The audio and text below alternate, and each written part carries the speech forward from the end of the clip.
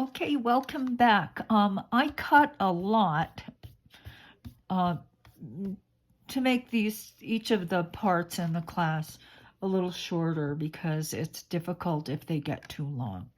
Now we're going to set up a basic 2-part Skinner blend out of these 2 pieces of clay. And this is plenty of clay for my feather. So first I'm going to, in my traditional way, take a corner, fold it over. Then I'm going to do the same thing with the white. And you can see, the clay's pretty soft. I made it soft because the feather itself sits dead center kind of in the black clay. And so I want it softer so that when I reduce it, hopefully that will help pull the feather out from the center of the clay. All right, one on top of the other. Now I'm going to make those 2 cuts that form a right angle. There's cut number 1. And the second cut forms that 90-degree angle here.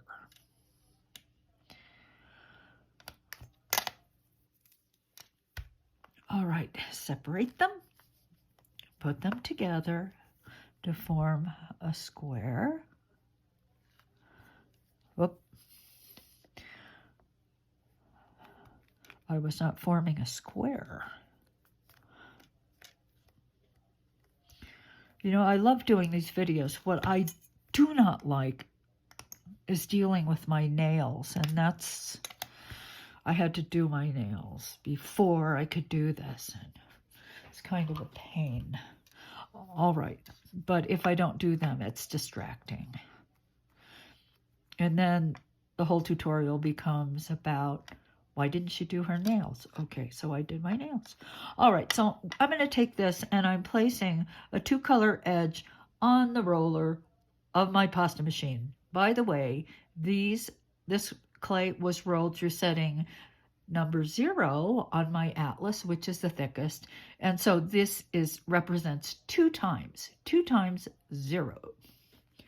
All right, so let's roll it through. 1 time. Ta-da. Now I'm going to fold it. Place the fold on the rollers and roll through.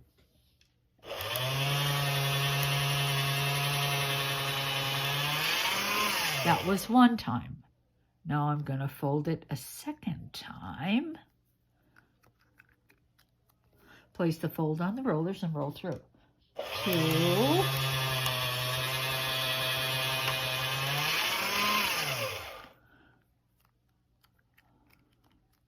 3.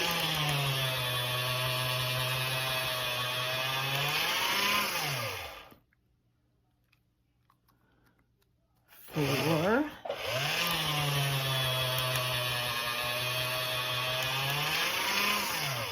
And 5.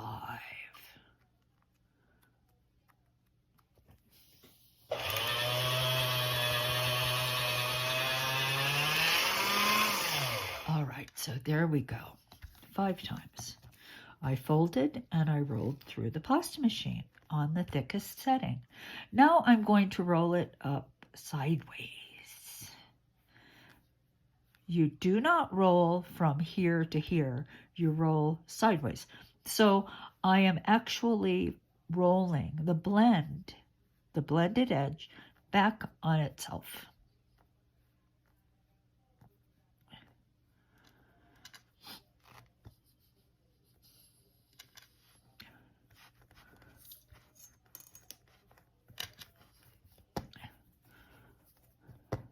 And I'm going to shorten it a bit. I'm going to try to keep my hands in the center of the screen. I think I've mentioned in other videos that I work in a most peculiar way. I work with a gray cat behind my back, and he will not move. So I'm perched on the edge of my chair with a cat at my rear end. This might be easier if I kicked him off the chair. Okay. All right.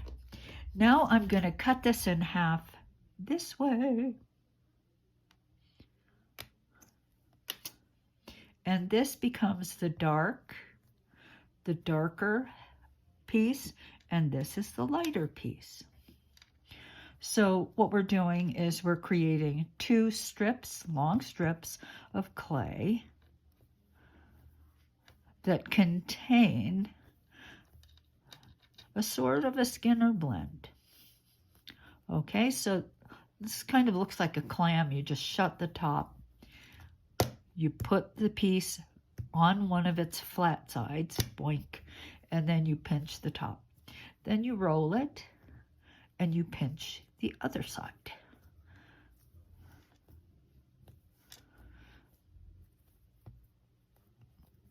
Now, I came up with this cane, oh my gosh, a long time ago, maybe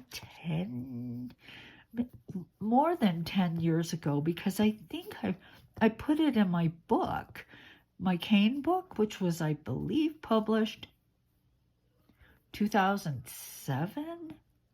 So this is not a new cane, but it's one that I like very much. All right, so there's piece number one. And it's important that you maintain this, you see, well, on one side, because as we roll it out, if this is not apparent, this line is not apparent, then it twists and you don't know which side is up. All right, one. Now let's do the other.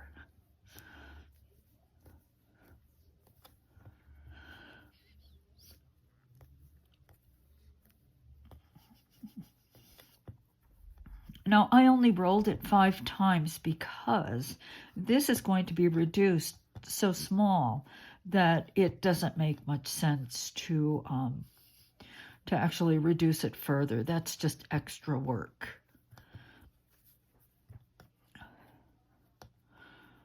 Okay, so here we go. There's the second piece. And you know what? I'm just going to cut off the end to show you what it looks like. You see? Now, when this is reduced very tiny, this becomes a blend because there's less of this darker blue color and more as it goes toward this end. So this will be darker and this will be light. Let's do the same thing here.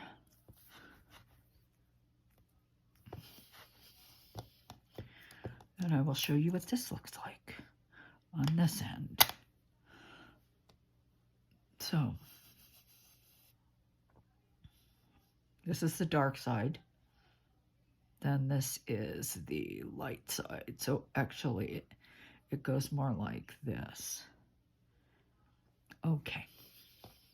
Now, I'm going to wrap this with black. And it should be interesting because I think by wrapping with black, all of these little lines will appear to be more like separations in the feather. Now, I think I'm going to like it. I won't know until I actually see it. But we're going to wrap in black. And I think we'll have a feather that has a more airy appearance. Okay, so let me take black. Whoops. Oopsie.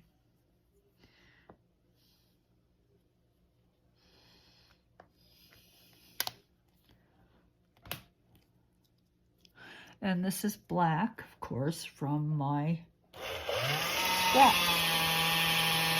With the blackout, I love that stuff. I absolutely love it. Okay, so this is way too much because I'm going to make it very thin.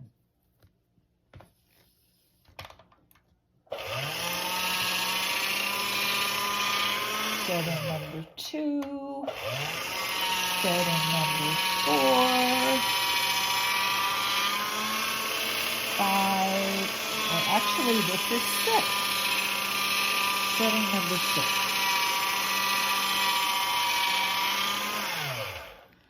Excellent. Okay.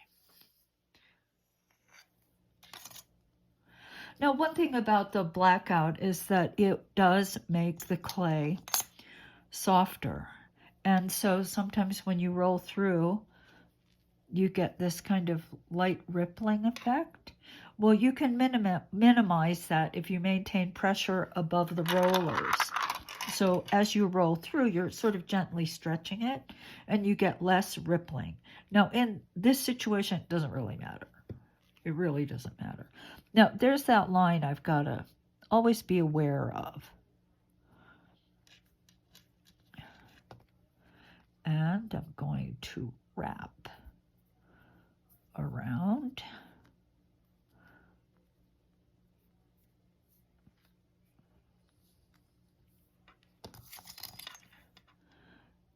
And I'm going to cut, leaving a space, like so. Now that may look like a big space, it's not going to matter once we put the cane together. All right, let's repeat. Do this again. Start with a nice straight line.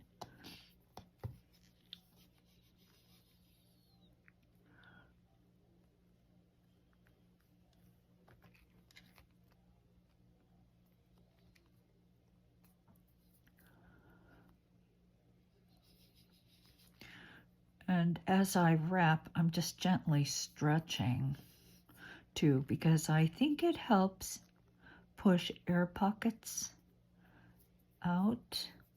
When you're working with clay that's thin, it's quite easy to introduce air pockets between that thin sheet and what you're wrapping. So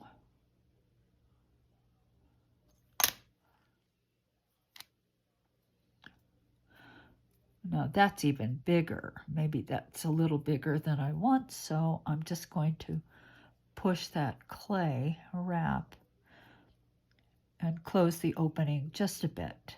Not that much, because as I roll it out, of course, it's going to close further. I'm going to set this aside because we're going to be wrapping the quill in black as well. Actually, I guess I could wrap the quill. I could wrap the quill in gold, and that, I have to think about it. All right, so let's reduce this out. And I'm going to reduce it out quite thin.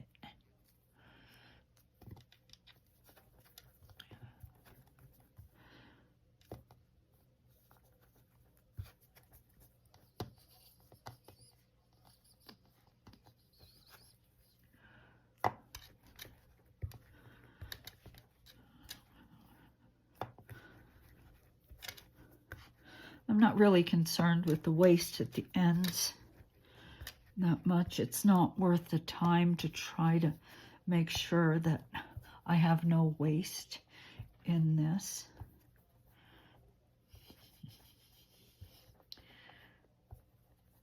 Okay.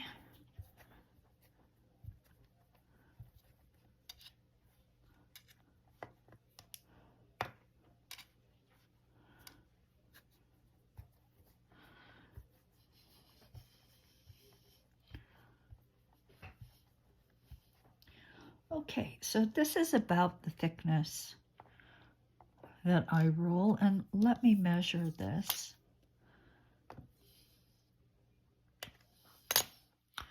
So you can see, oopsie.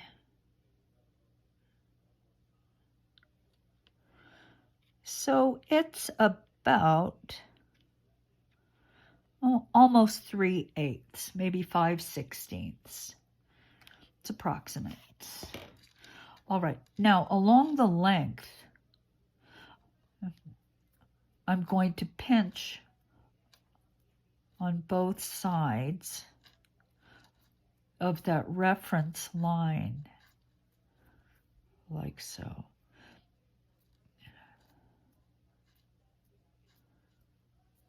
Now this is a really important step because I will be feeding this through the pasta machine, and if I don't do it, this will just twist and it'll flatten any which way. And what I really want is I want to keep that sort of Skinner blend we've got going in there in the proper alignment. And that means that it cannot twist.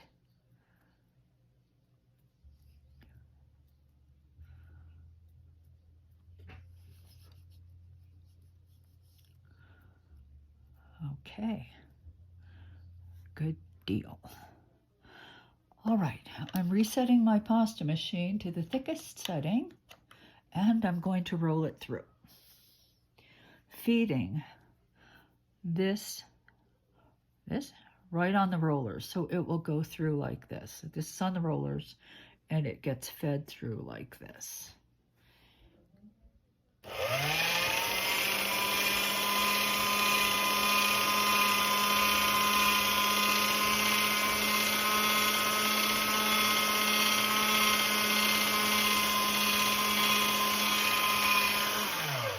And I have a lot of it now. But I'm going to have even more because I'm going to roll it through an even thinner setting. So that's what this looks like inside. Actually, no, I think I'm going to roll it thinner. So I'm going to go down through setting number 1.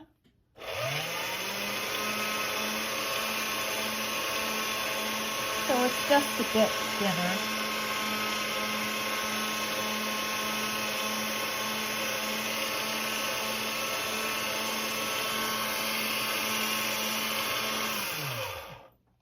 Okay, so if you do this, you have to have a space to lay all of this ribbon of clay where it won't get destroyed and it won't stick to other clay. And in my usual fashion, I did not prepare that space. So I'm just going to carefully drape it over a bunch of stuff over here. All right, so there's one. Now, I will repeat the process with this piece, but you don't have to watch me. So I will be back.